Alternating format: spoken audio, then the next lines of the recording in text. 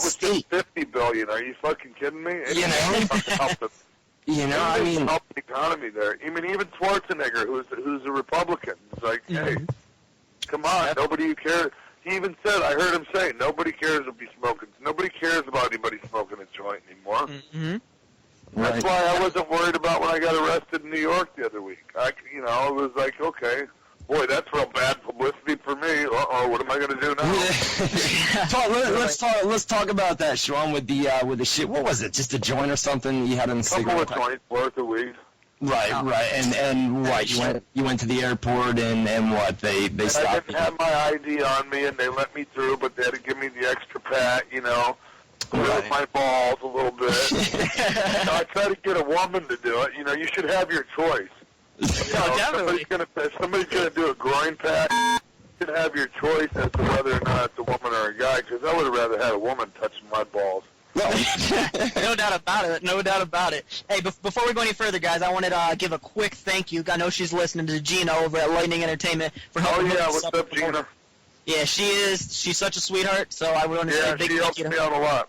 Yeah, man, she's definitely a sweetheart, definitely. Yeah, awesome. Thanks to Gina for that, guys. And get to our live chat room, too. It's at WZROnline.com/chat. Sean, I mean, we got a list of questions, bro. But I was telling Chris before we came on in the air, nobody likes nobody likes an interview where you go through one question and then to the next question. It just seems so lame. So basically, I mean, did you watch Raw last night? I mean, you want to run down Raw? You just want to talk news, rumors? Nah. Man, I don't think we should do that. But I didn't watch it. I didn't watch it. I mean, to be honest with you, I had other things that I had going on last night that took precedence over me watching old school Raw. I'll see it. I'll get a chance to see it. I read about it. Man, well, one of the first things I wanted to get to you with, though, bro, is this past weekend, man. You did a show at WWS that was Mike Sparta. What the hell happened there? That guy, okay, look, I mean, I was warned about the guy, but, then I was also told a couple of, things about, he's a little bit out there, but you get your money from him, and that wasn't the case. The guy fucking... He apparently has got such a bad reputation in the New England area that nobody shows up to his shows because they don't believe it. They didn't believe I was going to be there. Damn. Because I mean, every time he fucking advertises guys, he either they don't show up for one reason or another. And I was promised my money, and I did my part. I busted my ass both fucking nights. And this fucking parasitic fucking bottom-feeding scum on the wrestling business that doesn't even know how to use the fucking internet, and ran a show in a fucking building that should be condemned. If you go on the internet and look up fucking X-Pac and the Spartatorium, which we coined that name after Mike Sparta, which is the name of the promoter. Matter of fact, I sicked all my Facebook people on him, and we shut that motherfucker's Facebook down. Well, I heard he tried to put up a news site. I heard. Well, he's good luck, motherfucker. Yeah. Well, if you do, guys, find it out and knock it, or just get rid of that shit. Wait a minute. What exactly happened? You were supposed to work an indie date, what? And then did he fly you in and paid you what, half or no money? I got paid most of my money the first night, and was promised it the next night, and then 20 minutes before showtime. And I already knew. I just had a feeling, okay, I was going to get the fucking same old story. These fucking J-Brown fucking parasite fucking promoters, like this guy, I don't know if they think that we haven't heard these fucking sob stories and these bullshit fucking stories a million times, but I just told them, you know what, I don't even want to talk to you right now. Just leave me the fuck alone and get out of my face.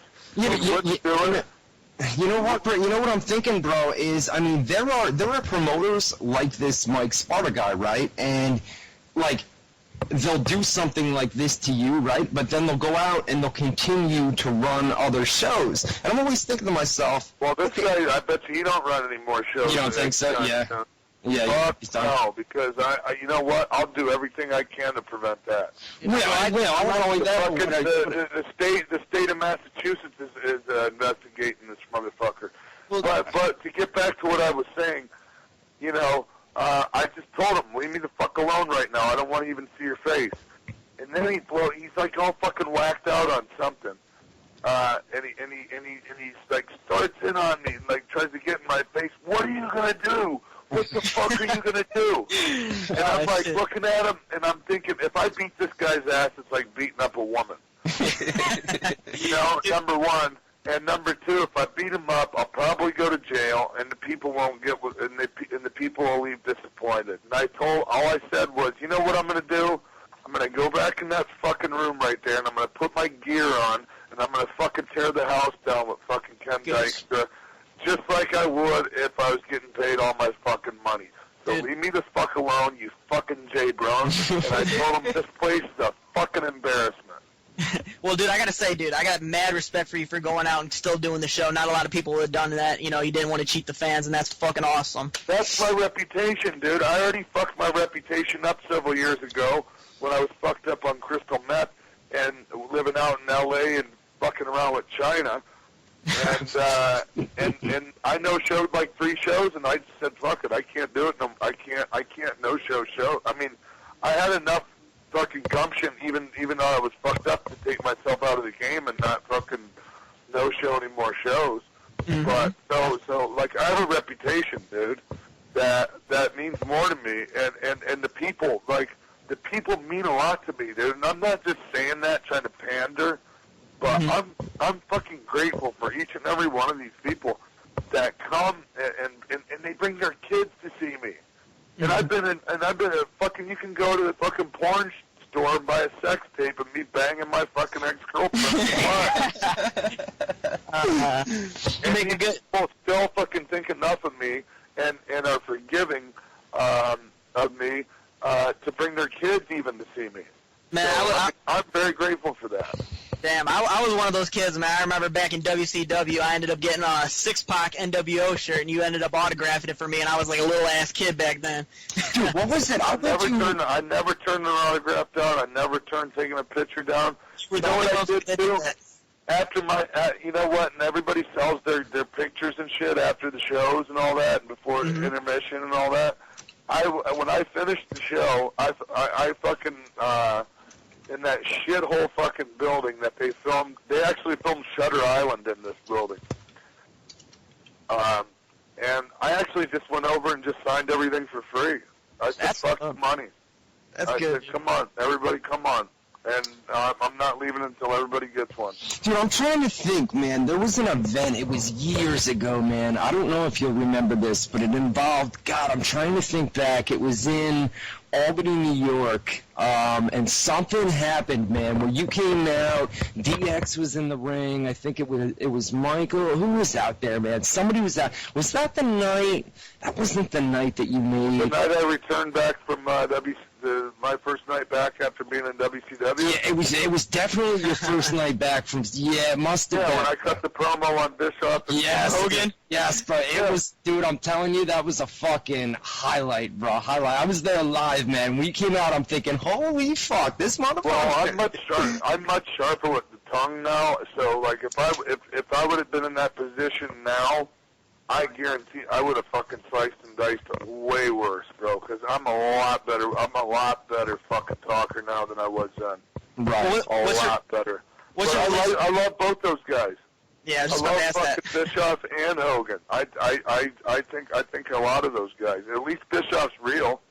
Right. What's now while we're on the subject of TNA, what's the deal there, and how's Scotty doing, man? The last I talked to him, man, I had his email, and it was probably 10 months ago the last time I spoke to him, man. Well, it wasn't really his email because he don't fucking have a computer. Right. Oh, was it really? No, it might have been somebody taking care of it for him, but he don't even have a goddamn computer, man. Well, how is Scott, though, doing? One day he's doing great, one day he's doing terrible. Well, damn, man, we got nothing but prayers for him here, bro. Me too, bro. Trust me, man. Nobody cares more about him than I do, and Kevin. And, you know, Man, we love him, and we want the best for him, and he needs to get his ass back to Houston, where he belongs. Yeah, well, I just seen the latest last call with Scott Hall, and he did not look good in that video, my man. Did you end up seeing it? Was I in it? No, you weren't in it. He was there with Meat, watching Meat wrestle. Who, Stacey? Oh, that? Yeah, okay. I didn't see it, and I didn't want to see it. Yeah, He doesn't realize how fucked up he is. Like, or he don't give a fuck. One of the two. Well, I don't know. I mean, I'll be honest with you. I was going to have him on the Cowhead show today, and he kept blowing my phone up, and he sounded too fucked up for me. Because he's my buddy, man. I didn't want him on the phone all fucked up like that. Right. So he's, I'm guessing, I mean, he's out of the hospital. Let me ask you this, man. When he goes to the hospital, is it back in there? Right. Is it by? Yeah, but is it his choice to go, or is somebody basically stepping up and saying, you know what, you're going whether you want to go or not? I don't give a fuck how he's got to get in there, man. Right. But I'm asking. Because it took me hanging myself from the roof of my fucking apartment in Mexico City to get me there. Right. But you know what? That was a terrible thing that happened.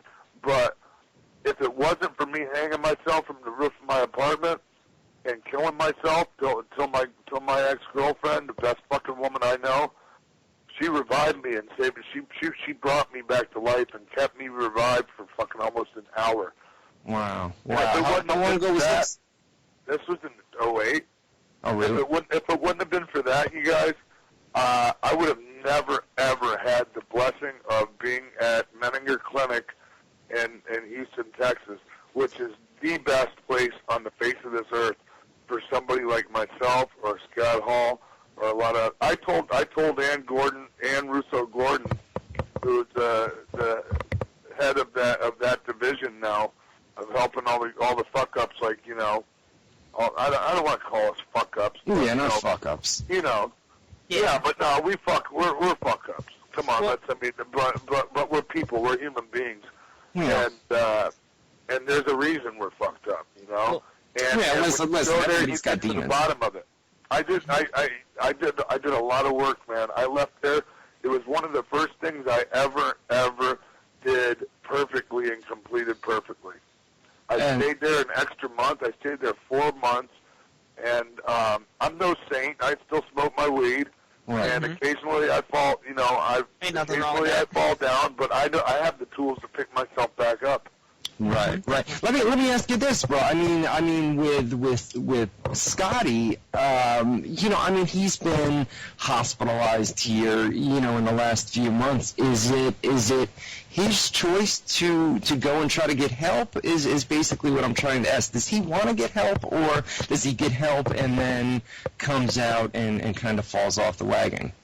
Man, I don't know, man. It's really difficult to put yourself in somebody's head, else's head. Right. And I mean, and it differs from day to day because,